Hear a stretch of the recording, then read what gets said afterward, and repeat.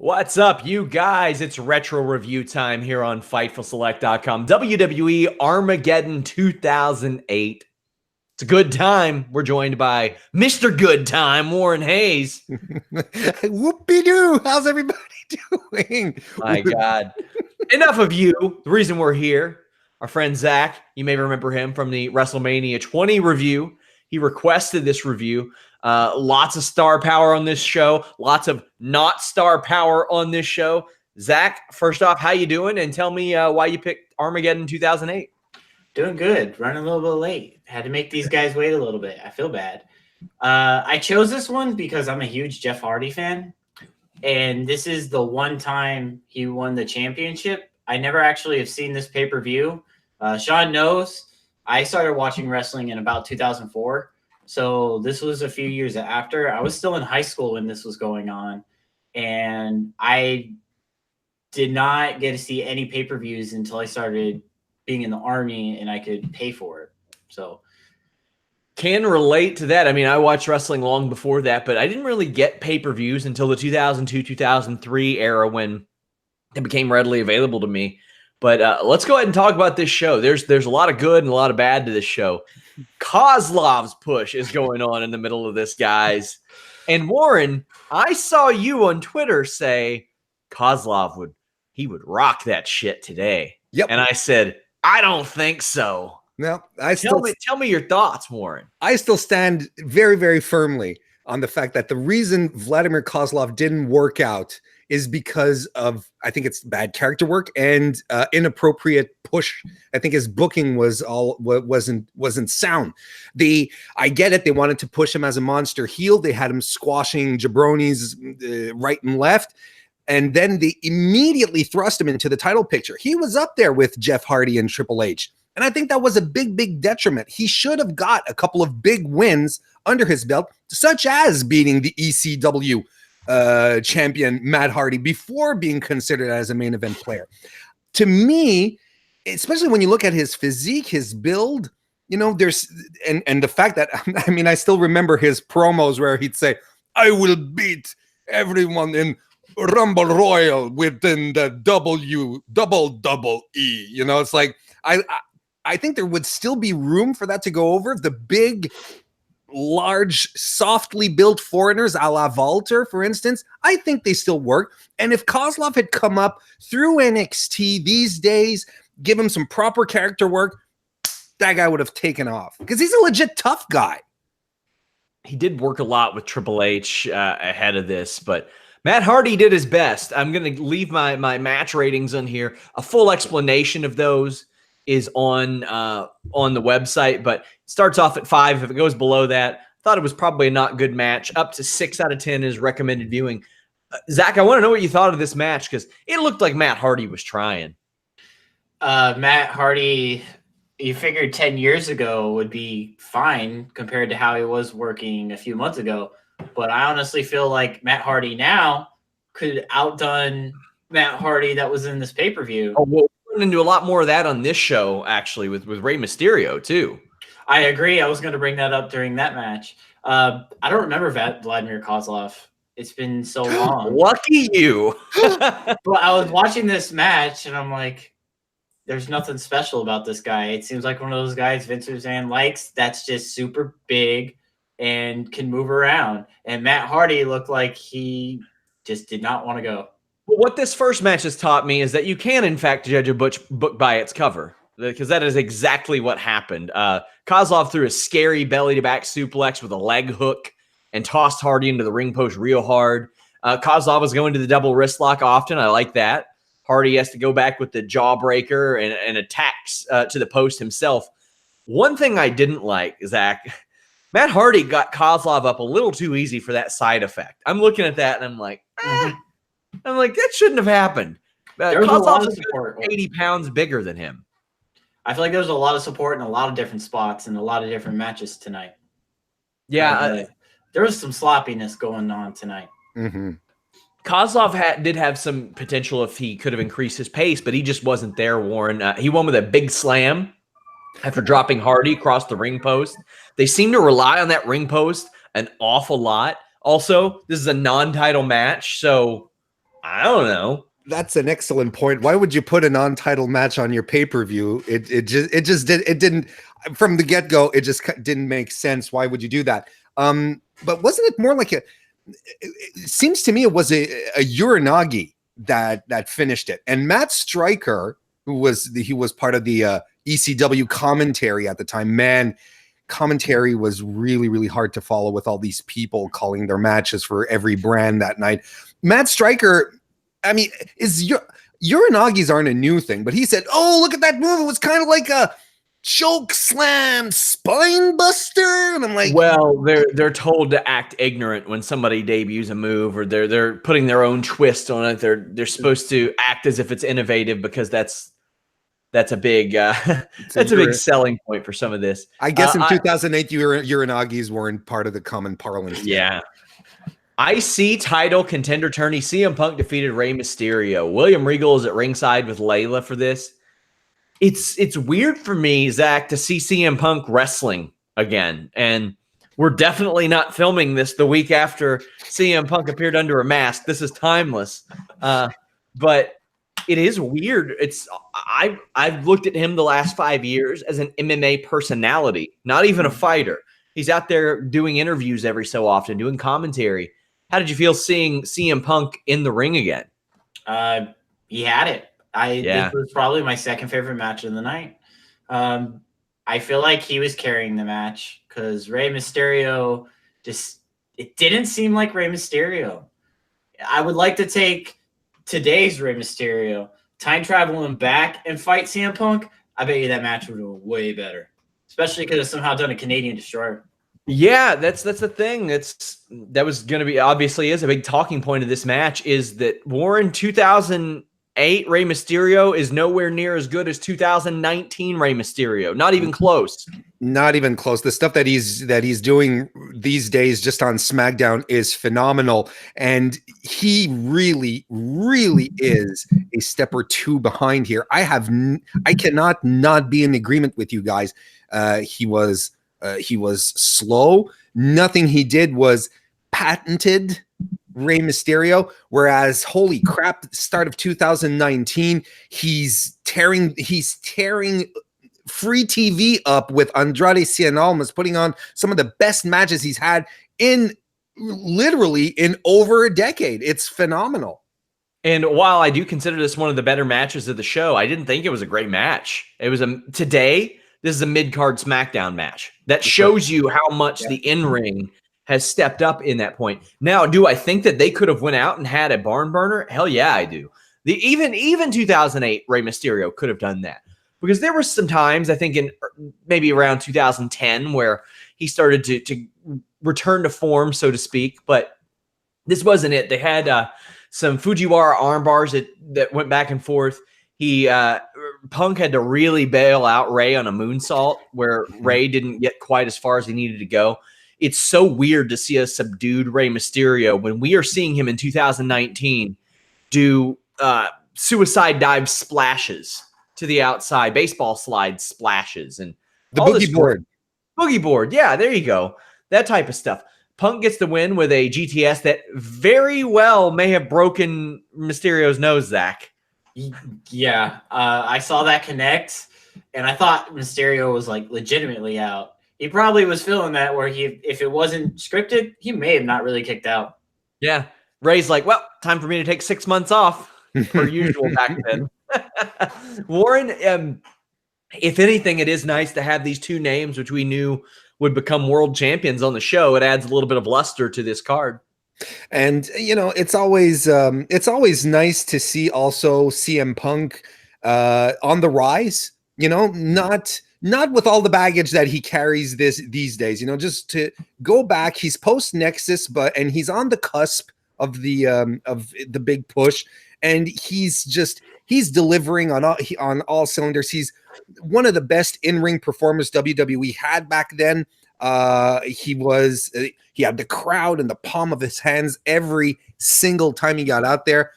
That's what stood out most to me here. As much as I was pining for 2019 Rey Mysterio, man, 2008 CM Punk was such a delight. I am really excited to see how you all took this next segment, because looking back, I kind of liked it. Shawn Michaels, the poor investment, because there was not a lot of story being told back then, at least a lot of good story. JBL was such a prick. Shawn Michaels came out, and JBL had invested well. Shawn Michaels hadn't. The thing that stood out to me, Zach, how much Shawn Michaels aged between this moment and the moment he retired, like, what, a year and a half later? Oh, my God. That guy got 10 years older in a year and a half, Zach. It's because he slowed down.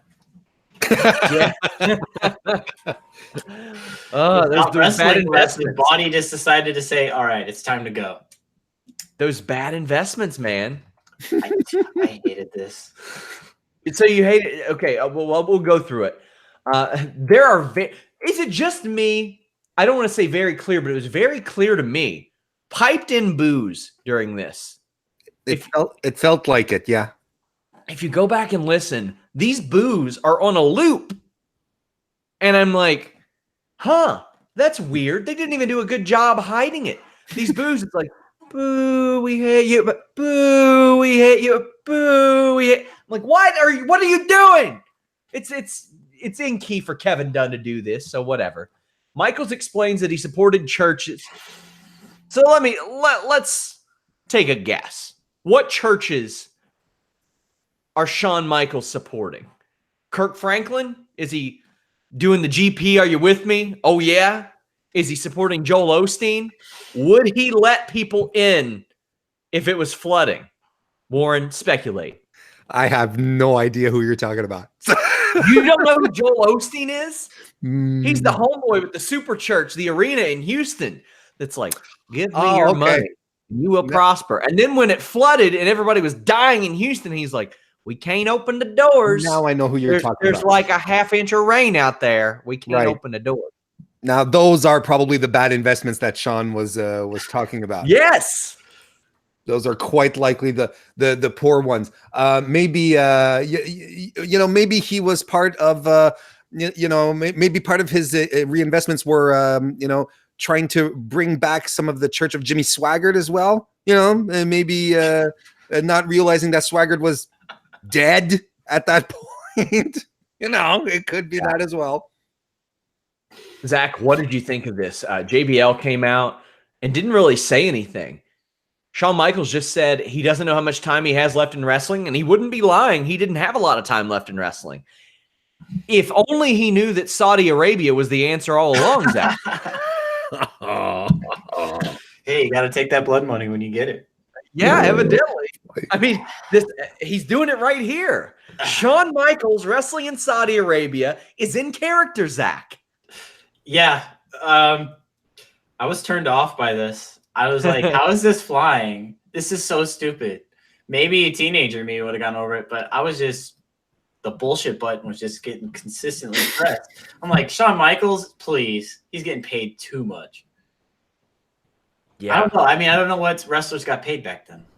Well, here's the thing. WWE's thing for so long, excluding the storyline, they didn't want money to be a part of their dichotomy. They didn't want it to be a part of their show because they wanted everybody to perceive their wrestlers as superstars. And a superstar doesn't worry about money. Superstar has money. So they don't have to worry about that. That's why there was for years no talk of a winner's purse or a cash prize or anything like that. Warren, what did you think of this segment? I dug it. I thought this was fantastic. And it's an angle I didn't remember, first and foremost. So I was like, oh, right. I remember this now. JBL was absolutely perfect. Like, I mean, perfect. Standing in the corner, completely stoic. Just like, you know what you got to do, son. You just come in here and do your work. and I'll have the check at the end for you. And what I liked also about this is a bit of the meta part of it. Those of us who followed wrestling for a while know Shawn Michaels was a bit of a party guy, was a bit of a guy who enjoyed the more sinful aspects of life before his conversion.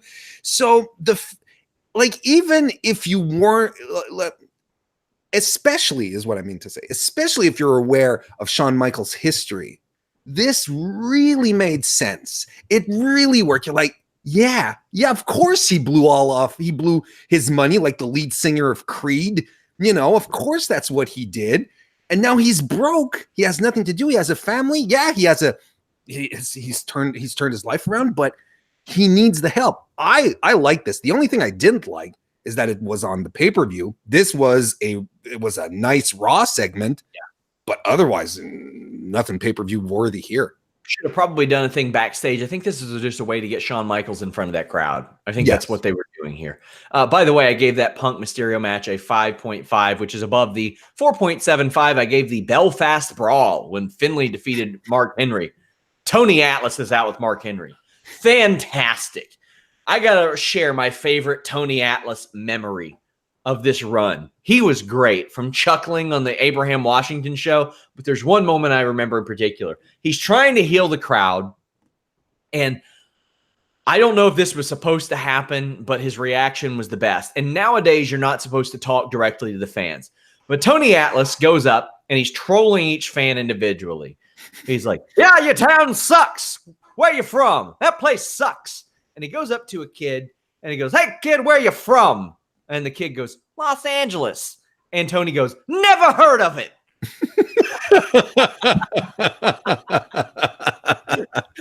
That is one of the best little heel things I've heard. Todd Grisham was not fantastic. He was very vanilla here. I want to know what you thought of this one, Zach. This was, whew. There were some highlights. I always like that Mark Henry guillotine senton he does when somebody's like hanging on the ropes and he jumps onto their neck and probably gives them stenosis. Yeah. But that was cool. What were your highlights of this one? Seeing stuff go to face. I was like, oh, snap. Headshots are a thing back then. I forgot when the ban went on. But to me, I was like, oh, I forgot this was a thing. Because I'm so tailored to WWE now. I go back in time and I'm like, oh, this is there. Nothing really stood out. I'm not used to seeing Finlay as a face because I remember him as a heel. Yeah. That's where he did his better work as well. He was playing the father role. Isn't it great, Warren, to see what David Finlay has grown up to become since being Hornswoggle? Yeah, exactly.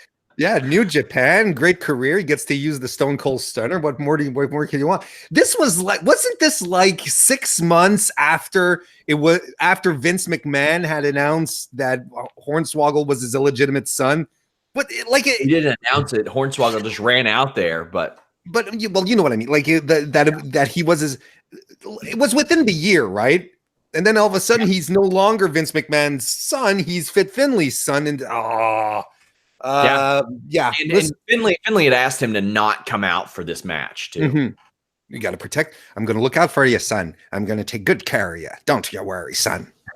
What'd you think of Finlay getting the win, Zach? I mean, it was a shillelagh shot that landed. I didn't like the match though. Cool. Exactly. Seemed like a good way to finish it. I knew they were going to use the shillelagh somehow. I'm like, I'm going to assume Mark Henry's going to take the hit. Because watching the package video, which they still did good back in the day. Yeah. They made it set it up that Finlay had to win this. So I'm like, okay, Finlay's going to win this. And he has that shillelagh, which I forgot he brought out. And I'm like, Mark Henry's probably going to take a hit to the head, call it a day. We then get a bunch of backstage stuff, or at least I'm going to group it all together. Thank you. Edge is being lovey-dovey with Vicky Guerrero, but he has to get ready for his match. Chavo asks Vicky how she and Edge took out Jeff Hardy. And Vicky denies it and tells Chavo to go get her coffee, but does it in such an insulting manner. I forgot how good Vicky Guerrero was, particularly for a non-wrestler. Oh, by the way, Chavo and Edge were awesome too, Zach. I like this. Am I alone in this? But I thought that everyone was great in this backstage segment. No, it was great. I don't remember much from Chavo Guerrero that other than him being a cruiserweight star. I don't remember promos or anything from him. Biggest He thing had I some remember. good ones. He had some good ones. I would recommend going back and watching the Los Guerreros promos, the vignettes. I'm Those going were to tell you one thing about Chavo Guerrero. You know, we have a tendency, like these days, you know, Sean, you and I, we talk a lot about how Carmella, if we're going to date this a bit, how Carmella, you know, always her entire 2018 and right up to 2019, how she makes the most out of every opportunity she's given and she keeps herself over. Chavo is the same kind of guy. Maybe he wasn't as over as Carmella is these days, but Chavo, he's been given all sorts of stuff and he has run with it. And at every occasion, he has shined through it, whether it be these vignettes here, this affiliation with Edge and Vicky, the Los Guerrero stuff, which is fantastic, or when he was Curvin White, wasn't that it? You know, it wasn't a great gimmick, but holy crap, did he make the best out of that situation? Definitely underrated as far as his character work goes. I really enjoyed this. I thought it was good. What I thought was funny is WWE running a poll. Who attacked Jeff Hardy? This was very 1995 of them. Backstage, Eve Torres is interviewing Legacy. This is the Manu version. Manu, who I think is short for manure. He didn't look good. His facial expressions weren't good. He wasn't good in the ring. Randy Orton would later say, Zach, that he felt like he didn't need to pay his dues. If you're like the one guy in that family that can't meet some measure of success, what does that say about you? Because, I mean, for the love of God, he's related to all of these Samoan legends. It's kind of weird seeing a Samoan who's not good at wrestling. They seem to take wrestling with a lot of pride and honor, and they put their best into it, which is why Jimmy and Jay are phenomenal. And whenever I see a Samoan come out that's doing bad, I'm like, what the hell? What Warren, any thoughts? I think his skills at being a getaway driver for a robbery back in the late 90s was probably better than what he did in the ring. I would agree. We get a backstage promo of Jeff Hardy all painted up. It's a Jeff Hardy promo, but Zach, he's your boy. What'd you think? Loved it. It fit the character. I see he isn't too far from that tree when it comes to his promos. Face paint was terrible, though. So, yeah, that's my thing. Like, you either love Jeff Hardy promos or you don't like him. I'm not a big fan of it, but his fans love these style of promos. It was a lot more darker back then than it is now. I feel like he had to bring it up because of the PG environment. Now, I don't think we even really need to talk about Mr. Kennedy shilling behind enemy lines. Oh, God. You seem to feel a certain type of way about it, Zach. Mr. Kennedy, watching him, I just wanted to smack him in the face every time he had to say his name twice. I don't know. He was up there with JBL on that self-egotistic, maniacal person where I was just like, please just get off my TV. Just go away. We then see Santa Haas backstage with the Bellas, Melina, Tiffany, Candice, Michelle. Glamorella shows up and trolls them all, but gets scared off by the Boogeyman, then Goldust. Boogeyman gives Goldust a present, which he doesn't open, and then people just start walking out, like Jesse, Festus, IRS. They used to do this a lot, Warren, where they were just like, oh, look, it's all these crazy characters backstage. They're going to sing and dance, and then we're just going to cut away. This is some of the laziest shit I've seen. Yeah. You also get a vibe, especially since it's the holidays, where, they have this scene happening and, and it gets really cheesy. And then, how at the end, everyone sort of gathers. And then you have people coming in from everywhere. You see these in the, especially in Christmas films and stuff like that. You have people coming in from everywhere to sing a song. That's the vibe I got, except you have Festus. Yeah. With his tongue hanging out. You're like, yeah, no, this did nothing for me, though. Nothing. Anything to add to that, Zach? I have a question because it made me confused later in the night. Did they have 2 women's champions at the time? I thought that the women's title was gone when they brought in the Divas title. I think they may have. I have to look. Let me look at when WWE had for a while. They were both rocking. They had both of them. I just thought it was weird because I'm like, I could have sworn 2008 the Divas title was around and Beth Phoenix is holding. Oh no, they had the Divas title that debuted in 2008, and the women's title continued until 2010. Then they got rid of it. So yeah, this was that time where they had both of them. Great observing, Zach, because I was just like trying to understand what Boogeyman was doing in a big gift box. So I was wondering where the I want to worms know what did Boogeyman get Gold Dust for Christmas? Probably worms. Probably. maybe we'll settle this up in the AEW match. Who knows? Batista defeated Randy Orton with Legacy. I give this a 5.75 out of 10, but this was what I thought one of the better matches on the show.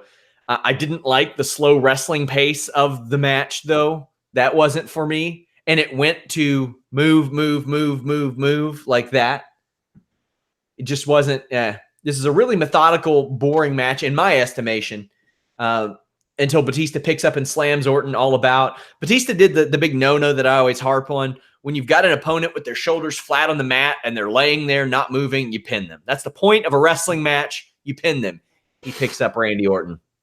Both of these guys can work, and they get the crowd cooking in what would be a very basic match these days. This would not get a crowd going today. But it was a okay one for the time, I guess. Batista wins with a Batista bomb and gets a nice pop. But, Zach, I didn't think this one held up, but I want to know what you thought. I did think that they sold very well after the match. They did really well with the match. Well, I mean, from my perspective, it looked like a Batista match. I remember watching Batista matches. They were good.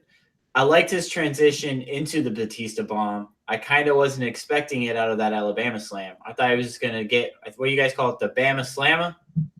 Yes. And then it worked. I was into it. I wouldn't say it's anything special after watching what we watch now. Yeah, I mean, that's how I feel too, especially a match like this. Now, would Randy Orton continue to wrestle like this? Yeah, probably. I didn't really see a moveset different from what he uses today. No. That's always been my issue with Orton, is he doesn't adapt. He doesn't really change. The RKO changes. That's it. Like, he'll do it out of somewhere else. But I found a video of him doing that that move where he like put somebody up on his shoulder and then dropped him back into a neck breaker. And I was like, you don't see that today. No. He doesn't adapt in a wrestling landscape, Warren, where changing and doing things different is important. No, absolutely. Especially, yeah, exactly. Since things do evolve. However, early on in the match, Orton reverses out of a Batista bomb with a neck breaker, and he slaps his thighs as he lands on his feet. Yeah. So that's something.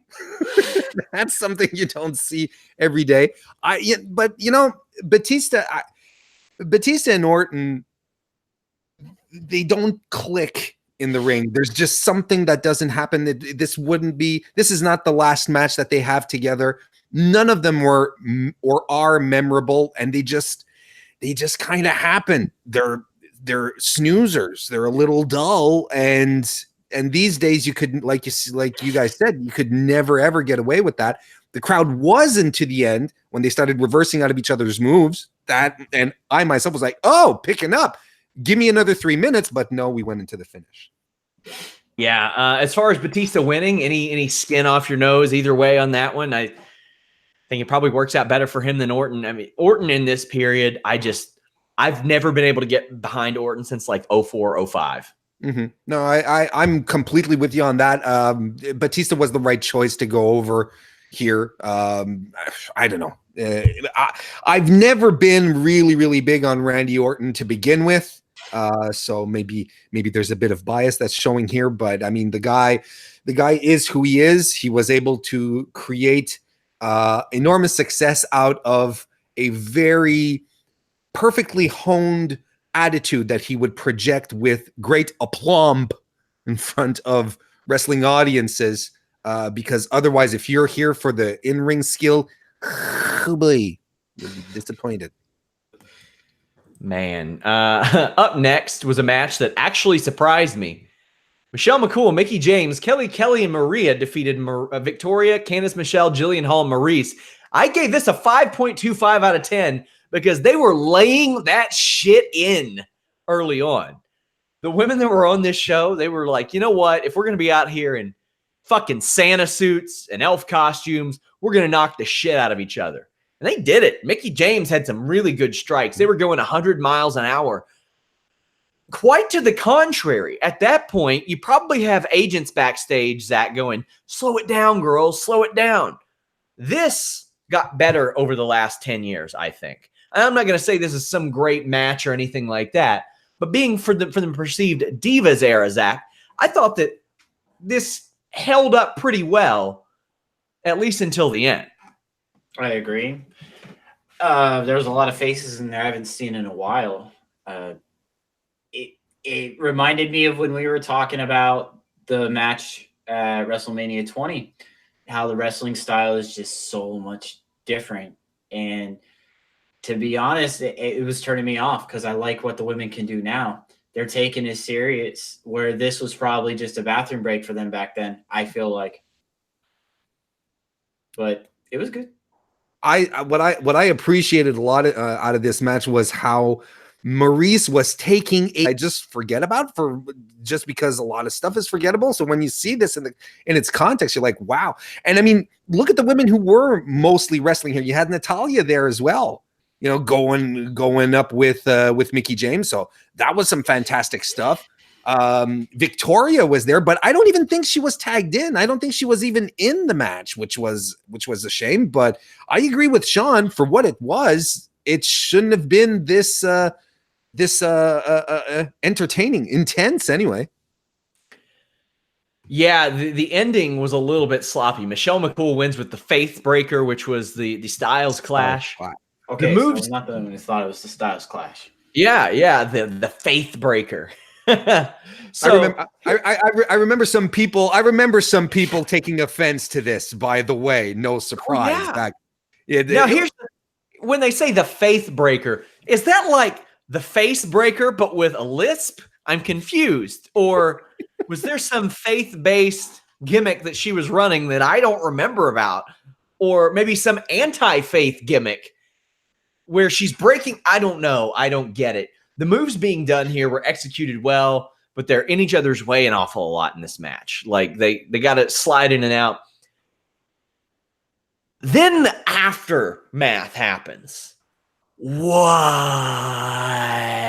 is this? We don't have to go over this if you don't. We do, though. We do. He paid to be here. He gets to decide, right? No, that's fine. I mean, it was cool seeing Mae Young. I always get a little chuckle when I see her. Beyond Mae Young, not gender. I wish Jinder Mahal came out at this point. I would much rather Jinder Mahal come out at this point. You might cut a decent promo from it. Yeah. Kali comes out and tries to kiss everyone, but he doesn't try. He just stands there like, I'm here. While Ranjin Singh is like, which one of you wants to kiss the great Kali? And they're all like, no, we're being sexually harassed right now. And this is very awkward. Like, Ranjin Singh is the world's worst wingman.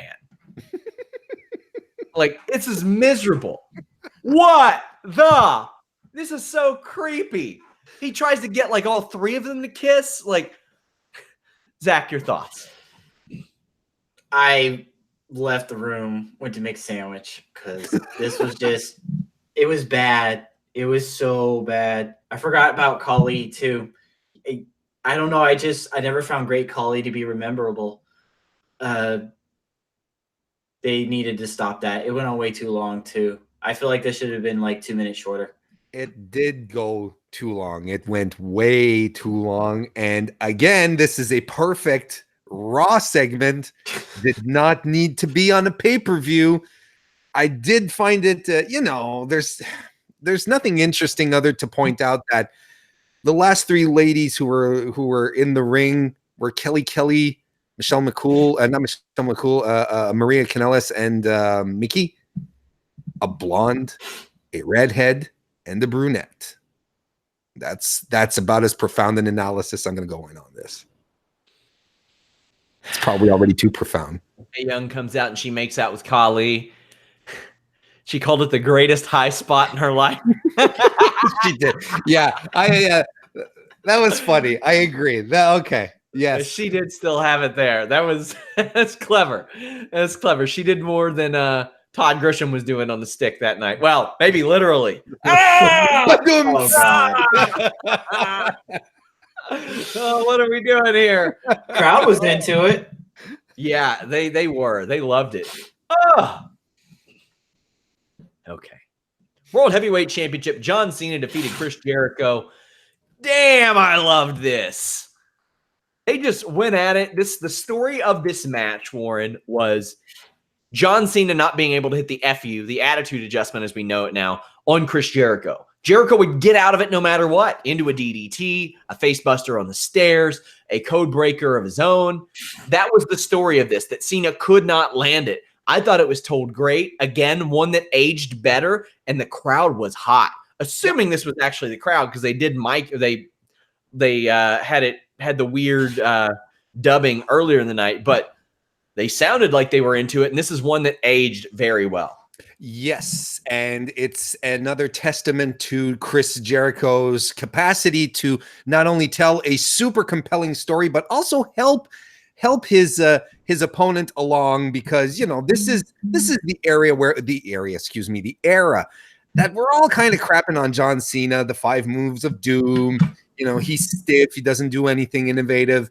But Jericho got a fantastic match out of him, and I'm not afraid to come right out and say that he carried John throughout all of this.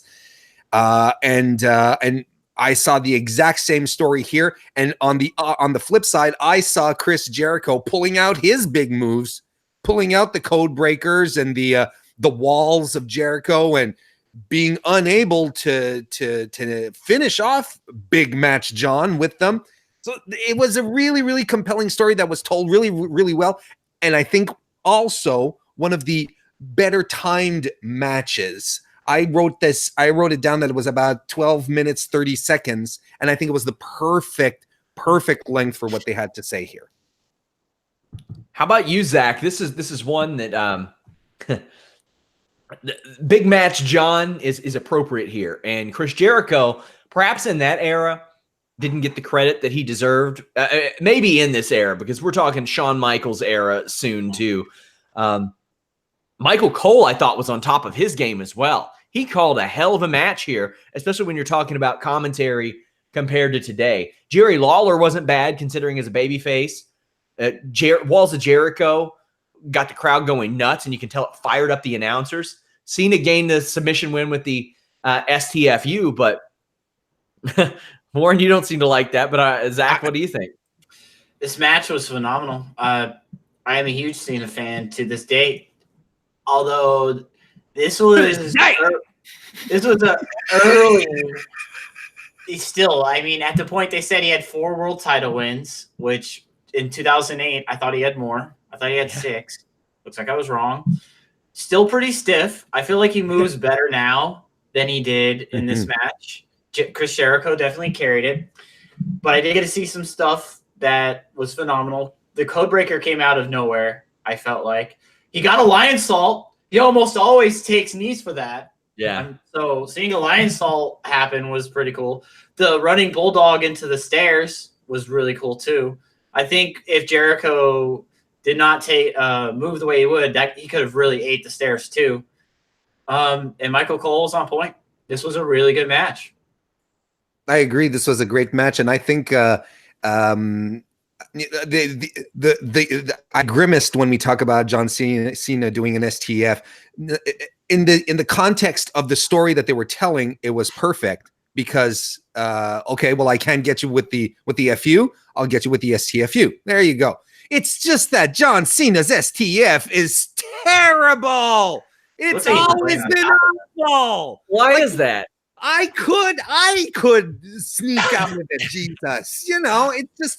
he can't apply it properly. It always looks soft. It's one of the worst. That and Yoshihashi's butterfly lock. They're the two worst submission moves ever. You all underestimate the power in John Cena's forearms. He's got some real big forearms, Right, man. Let me crush your lower jaw for a little bit here. It works. Jaw locks are a real thing. He tapped out fairly quick too. Yeah, there you go. So I hate you're it. wrong. You're wrong, Warren. No, I'm not wrong. You're wrong. Anyway, Now, I don't know much about the STF. Where is this supposed to target? Lower back? it is it's a crossface of sorts. So it Neck. wrenches your neck up. Also, you've got your leg trapped in there that kind of pulls on your knee.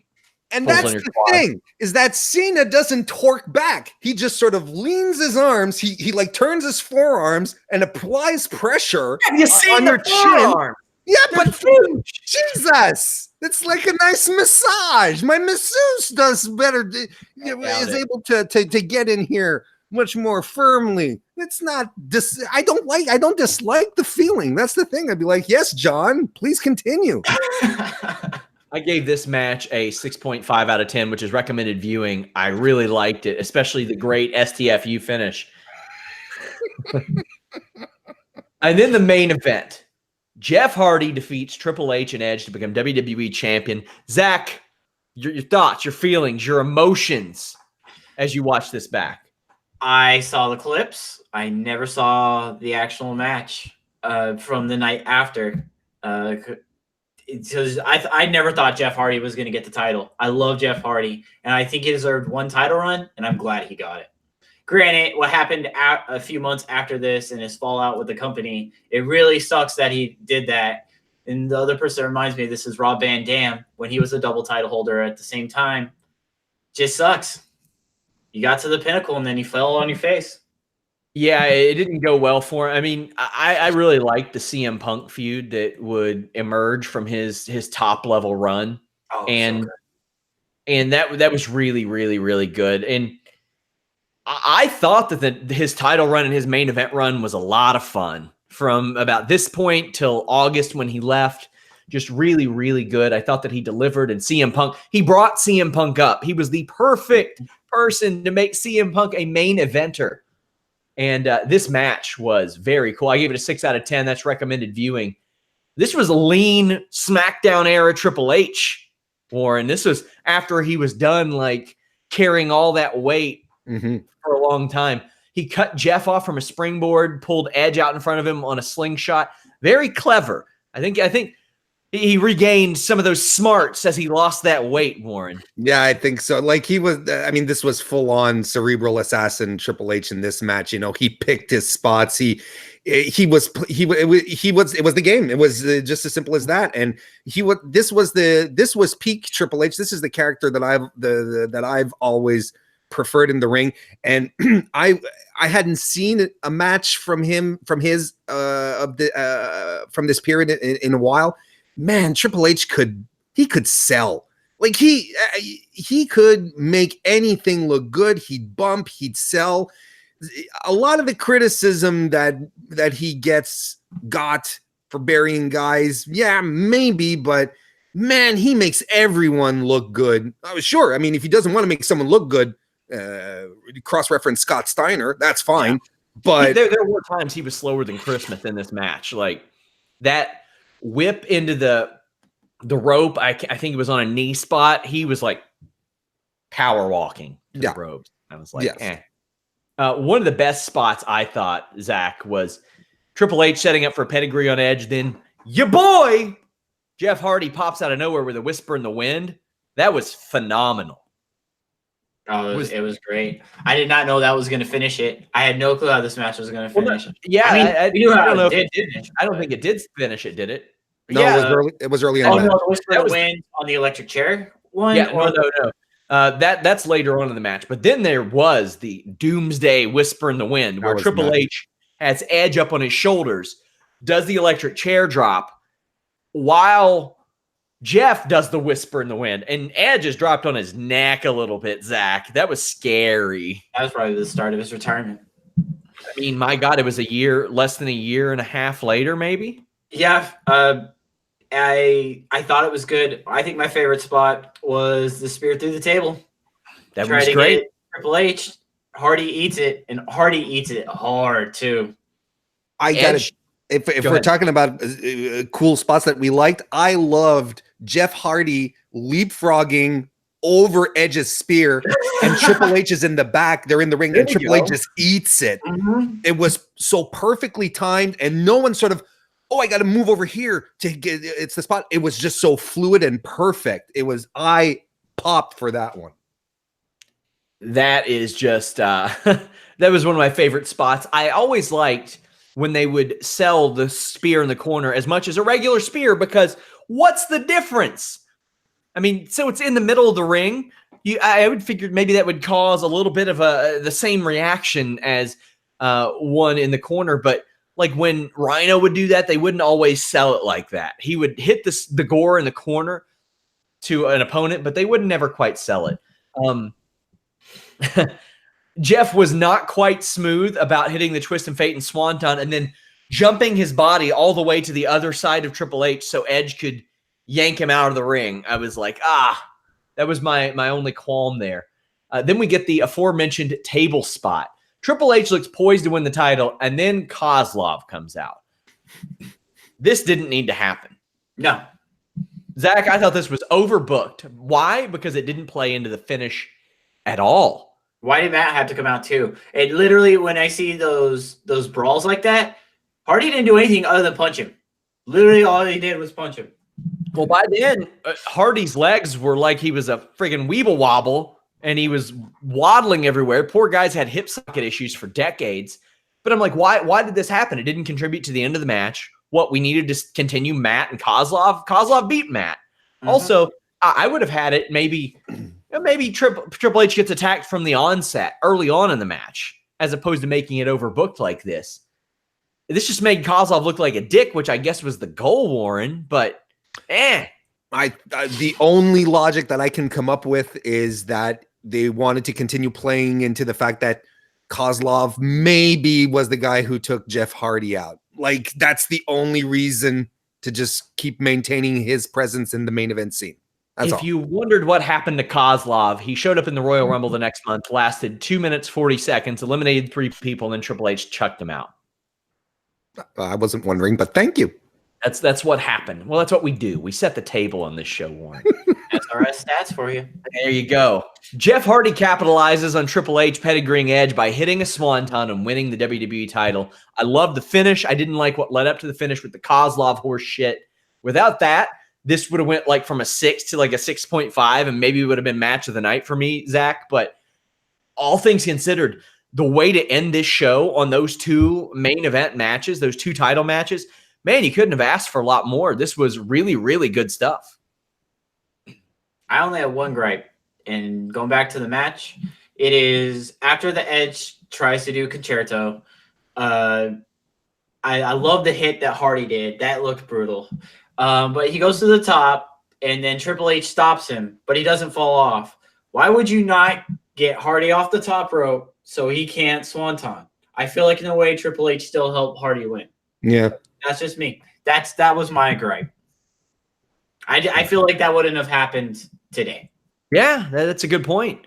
Warren, any closing thoughts on this match before we get into the numbers behind this? I thought it was fantastic. I thought it sucked that WWE production did not get Hardy Swanton onto Edge and Triple H. Like, they really didn't get it properly, and I thought that sucked because it was the crowning moment. But you could tell that WWE was putting a lot of stock into Jeff, into making this moment special. Commentary just stopped talking to let Jeff live through the moment. They did the replay of the ending where we did get to see the swanton, and then the final shot of Jeff Hardy on top of that. By the way, really cool set they had for the pay-per-view right on top there with the belt. They had faith. They wanted Jeff to be the top guy. They were all in on it. It was a nice show of confidence. So I don't particularly care that much about custom sets. Like, it's never been my thing. But then I see this and I'm like, okay, I kind of understand. I don't know why they didn't bring back the fist for the special SmackDown, like the 20-year anniversary or the 1,000. How do they not do that? But this did add a little bit to it. When you integrate it into the show, I think that was good. What did you think of the celebration, Zach? It was great. It seemed right. I think that chair was innocent and didn't need to get chucked like that, but I don't blame him. That's your first world title win. It's a big deal because that's supposed to be the top prize in all of pro wrestling. So well deserved. This show helped WWE get almost $16 million in revenue. They sold approximately 193,000 pay-per-view buys, had 12,500 in attendance. But let's take a look at how things had kind of gotten there. They had this Intercontinental title tournament. Punk defeated Snitsky, Morrison over Finlay, Mysterio over Miz, Kofi over Kane, several of those names not even on this show. Then you had Mysterio beating Kofi, Punk defeating Morrison, which led up to this. The next pay-per-view was the Royal Rumble. We had Jack Swagger, not on this show, beating Matt Hardy to win the ECW championship. You have Melina beating Beth Phoenix, who kind of was on this show in a trolley manner to win the women's championship. John Cena beating Bradshaw with John Layfield to retain the World Heavyweight Championship. This kicked off some more of that feud. Then you had Edge beating Jeff Hardy in a no DQ match to become WWE champion. Randy Orton would eliminate Triple H and win the Royal Rumble. That would set up WrestleMania. I mean, that's what they kind of do here. They set the table for WrestleMania a little bit early on, and you're kind of moving the chess pieces around. Do you think, Warren, when you look back at this, you're going to remember Jeff Hardy's big win, or is there something else that you're going to recall when you kind of, when somebody says Armageddon 2008, you reviewed that? What'd you think? Honestly, the only really memorable thing, it really is Jeff Hardy's victory. This is an absolutely forgettable pay-per-view, which is kind of a shame because I really like John Cena versus Chris Jericho, and I think it's one that that we don't talk about enough. But otherwise, everything else on the show was very, very bog standard. Too many things that felt like a Monday Night Raw. It just lacked that very special feel that a pay-per-view can have. However, you know, the final moment, the last match was a lot of fun, but that's what we remember Armageddon 2008 for Jeff Hardy's first win, and with reason. There really wasn't much anything else to remember on this card. Even though Rey Mysterio didn't win the Intercontinental title tournament, he did end up winning it a few months later, beating JBL in like 20 seconds. But yeah, CM Punk would go on to become Mr. Money in the Bank. Santino Marella would win the Miss WrestleMania Battle Royal. Mm-hmm. Chris Jericho, that would go over really well these days, wouldn't it, Sean? Oh boy. Zach, any other thoughts on this as we wrap up?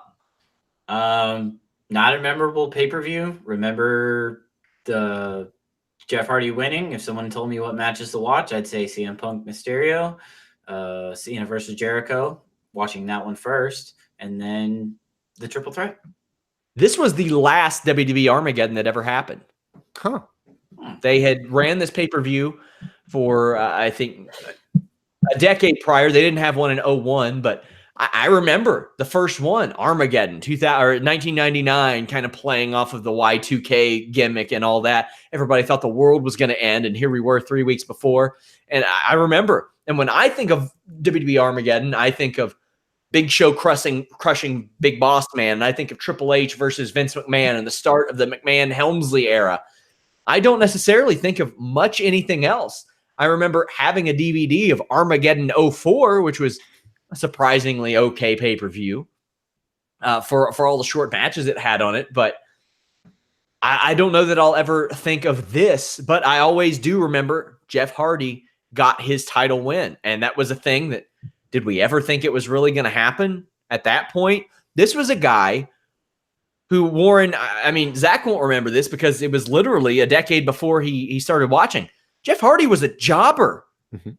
for like years. He was a 16, 17-year-old jobber that lied his way on TV, and like Razor Ramon would ask for him to face because he could beat the shit out of him.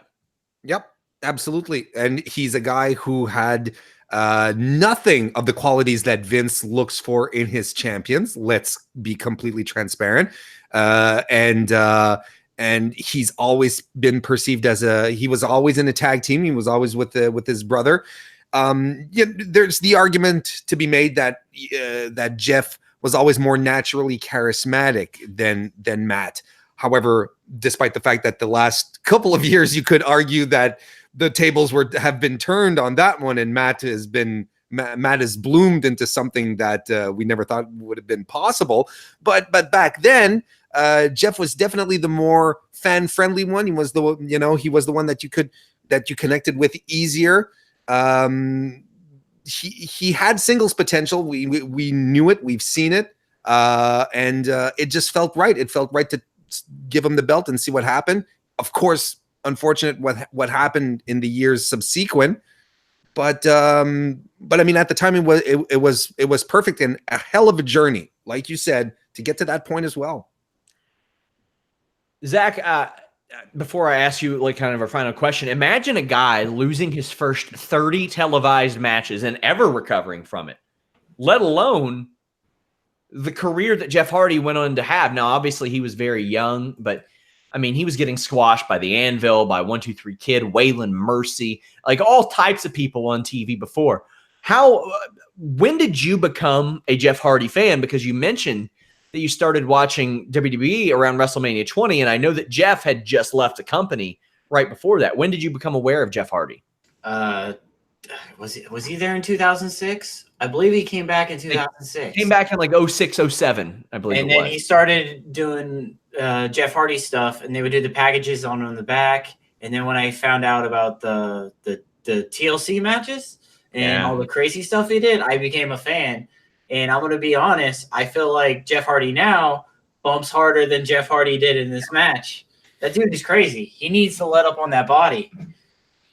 Yeah, he had about 3 years away, but he had his moments, and he is, I mean, obviously a future Hall of Famer. Would have been without the World Championships, but WWE Armageddon 2008, it is in the books. I want to thank you guys for joining us. Of course, follow Mr. Warren Hayes. Zach, tell the people where they can follow you on social media. Follow me at MDK Smidget. Most of the time, I'm going to be plugging Fightful or plugging Blue Chew because they're amazing. We thank you for that. You all can also see him in the live chat sometimes. Thank you guys so much. Until next time, we're out.